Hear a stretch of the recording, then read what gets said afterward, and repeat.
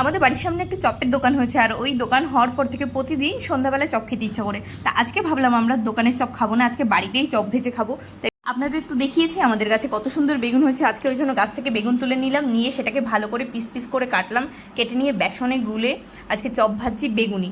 তো বেসনটাকে সুন্দর করে ফেটিয়ে রেখেছিলাম, একটু বেকিং সোডা দিয়েছিলাম আর একটু বেকিং পাউডার আর পরিমাণ মতো নুন দিয়ে ভালো করে ফেটিয়ে 15 মিনিট মতো রেখে দিয়ে তারপরে আমরা ওই বেসনের মধ্যে আমাদের বেগুনগুলোকে দিয়ে তারপরে তেলের মধ্যে ছাড়লাম। দেখুন কি সুন্দর ফুলে উঠেছে বেগুনগুলো। একটু বেসনটা ভালো করে ফেটানো হলেই না চপগুলো যেন খুব সুন্দর ফোলে, আর খেতেও এত মুচমুচে হয়, ভেতরটা নরম আর উপরটা ক্রিস্পি হয়। আমার তো খুবই ভালো লাগে। এবার এক এক করে বাকি বেগুনগুলোকেও আমরা এইভাবেই ভেজে নিলাম। দেখুন সব বেগুনগুলোই এত সুন্দর ফুলছে, দেখেই যেন এত ভালো লাগছে, আর খেতেও এত টেস্ট হয়েছিল।